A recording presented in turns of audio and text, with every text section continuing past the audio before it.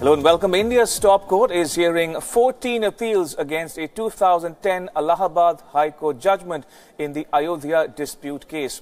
A 5-judge constitution bench is headed by Chief Justice of India Ram Janambhoomi-Babri and comprises Justices S.A. Bobde, D.Y. Chandrachud, Ashok Bhushan and S.A. Nazir. The bench is hearing the appeals. And in news just coming in, the order has been reserved. For more of this story, we are now joined by my colleague Karthikeya Sharma. Karthikeya, the order has been reserved, is it not? Order has been reserved. Let me take you through the obiter dicta, which is the conversation with the judges had with the advocates of both the parties. The main case is being fought by Ram Lala Virajman Trust, which is primarily the party which is actually will be getting the possession of where the deity is installed. Secondly, you have Muslim Personal Law Board and other associated parties. First, the discussion took place on point number 1, which was on mediation. Lot of judges were of the view that let's evaluate the current situation. Let's not get back to the time when Babur invaded the country, because India has to look at what's happening right now, and compromise or a talk does not mean a compromise that in which one party wins and another loses. But some other judges were of the opinion that, well, you have a validity in terms of an order. Once an order is given, it's a final thing, and then people abide by it because it is binding by nature. So again, both the parties were of the view, if there is a possibility of a talk, how will the talk proceed? How will the talk be binding? What are the issues which can be taken on the talk? But I would say that despite pushing for mediation, similar efforts were taken when Atal Bihari Vajpayee was Prime Minister in 2003 too. It completely failed. If you would remember, Ramesh, last year, Sri Ravi Shankar met members of the Shia Muslim Personal Law Board. Again, it was objected to by parties who are there in the court and said that those who are not part of the case of the suit should not have a say on the matter. Now, the situation is also complicated because the ruling current dispensation, BJP, wants the matter to be heard immediately, because a lot of people within RSS BJP Parva believe that this time around, in case they fail to deliver, then people would say that despite having a simple majority in parliament, BJP was not serious on the issue of Ram Temple and only made it electoral. So they pick the issue when votes are required, and they drop it when they get a better slogan or a better issue. So that is how the issue has become more and more complicated, and a lot of political parties had been suggesting that there should be either an ordinance or there should be legislation. But in this matter, I think none of it is possible, because one, by the court's order, status quo has to be maintained. Secondly, no construction can take place till the status quo remains, even in the adjoining area. Fourth, the view of the court will remain binding on the centre. Till the court gives a view, centre cannot intervene in the matter. So I think this matter will be resolved judicially, and people will have the last resort of a review or a curative petition. But the matter will stay within the remit of the Supreme Court. It cannot go to Parliament, and in this case we see a lot of judges are pushing for talks because they believe that somehow a judgment on a social issue can create social acrimony. All right, Karthikeya, do stay on. Let me recap for the benefit of our viewers who might just be tuning in. The news coming in this moment is that India's top court has reserved its order on a petition and multiple petitions challenging the 2010 Allahabad High Court verdict. And the Supreme Court of India also pushing for mediation in the case, saying that a panel of mediators should look for a solution. That's the news coming in, and which we at Wion World is One are tracking. All right, if I can go back to my colleague Karthikeya one more time. Karthikeya, let's take a step back and talk to our viewers about the context in which we should place this Supreme Court hearing. Now, there are 14 appeals against the 2010 Allahabad High Court judgment. For the benefit of viewers who might not be familiar with the case itself, what did the Allahabad High Court judgment say exactly? See, right now, before I answer that question, the order has been reserved whether the case should be given for mediation or not. So now, very soon, we will have a proper proceedings through the court in terms of hearing both parties, once the court takes a view whether mediation is required or not. Now, my understanding is that one of the parties had said that this is a representative suit. And in a representative suit, there cannot be a compromise. So there has to be an order by the judge. So I think we know which way the things will go. But yes, coming back to the question, Ramesh, you asked me, what the Allahabad High Court did was, and I was there when the judgment came out, it divided the land. Ramlala Virajman, where the deity has been installed, remains, will be the place where the Ram temple will be built. Adjoining area was distributed and parceled out.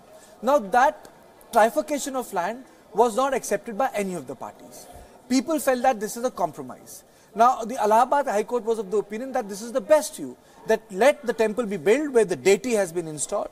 Adjoining land, there can be a new mosque, and other land can be for charitable activities. That view was, Ramesh, rejected by all the parties. All of them went to the court. Now, because of political expediency now, some political parties are saying that it has to be resolved quickly before the Lok Sabha election.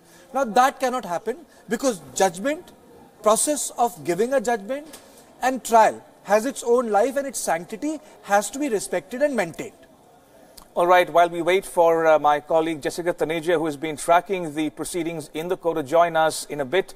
But while we wait for her to join us live from outside the court premises, if I can bring in Karthikeya one more time on the discussion. Karthikeya, now the issues we're discussing is strictly in the judicial realm, but this is an election year, and how might it play out politically, and how might the political parties, be the ruling NDA or the opposition Congress-led alliance, react to the proceedings in the court as we speak? See, Bharatiya Janata Party has already switched gear to the issue of nationalism, Indo-Pak issues. Earlier, before I would say that Balakot attack took place, the focus was indeed on the Ram temple issue. But then I think the better sense prevailed in the dispensation that you cannot intervene.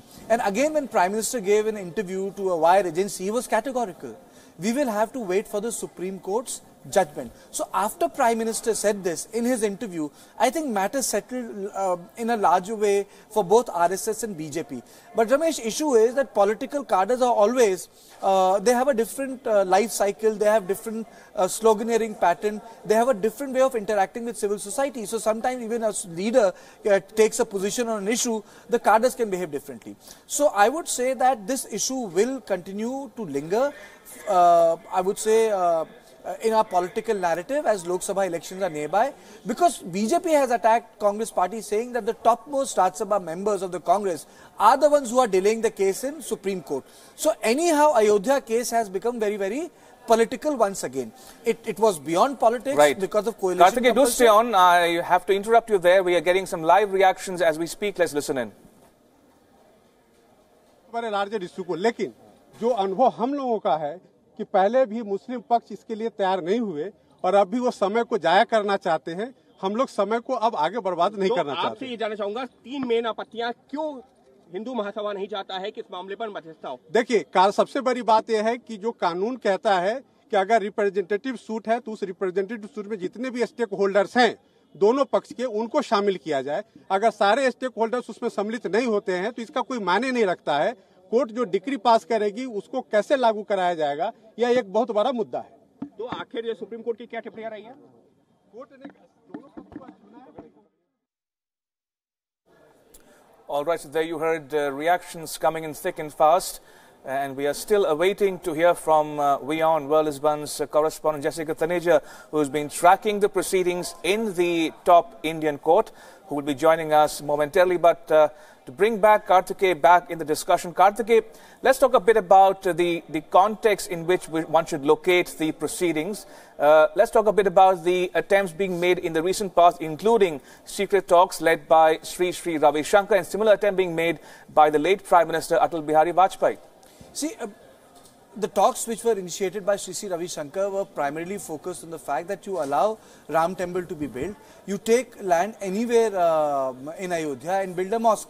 Now the issue was that Muslim, or I would say those who represented the issue from Muslim Personal Law Board, objected to it.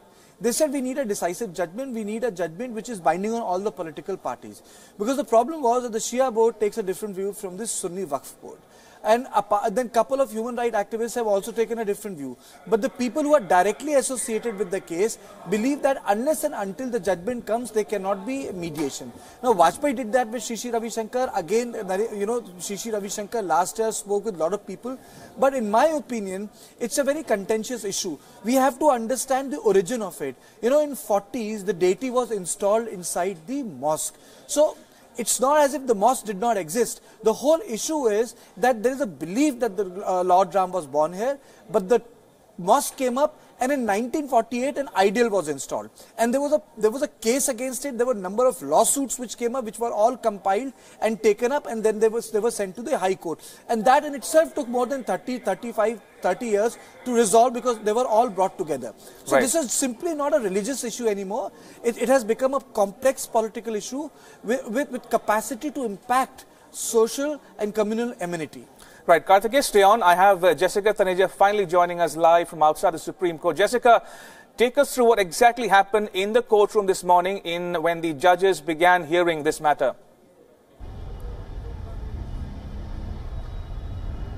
Well, Ramesh, as always, this hearing is always, you know, it goes it's very, you know, high decibel, in fact. But today what we heard from, you know, the suggestions which have come from the future Chief Justice of India after CJI Ranjan Gogoi retires, he's very keen on mediation. So in the middle of the hearing, we also did see Justice Chandrachud countering him and questioning him that how could mediation be possible when we're talking about different faiths, and it's not just about people. They're talking about 1 million people. You're talking about binding 1 million people. So the crucial question rests here on the fact that what if mediation takes place? So the last time when the case was heard, there was a lot of focus on mediation, wherein the court actually had to decide the time frame to hear the case, whether it would be day to day, or which parties will be allowed to argue.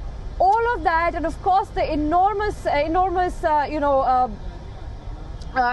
documents that we've had that need to be translated. So the court made it clear last time that till the time the documents are not translated, the court cannot proceed. But here we are, we're talking about mediation, and it's very rare, Ramesh, that the court actually takes this step where it says that if mediation is possible. You remember last year it was Justice S.A. Bobri himself who said that what if we talk about mediation, if something can be achieved from mediation, even that 1% chance is enough for us to even get started.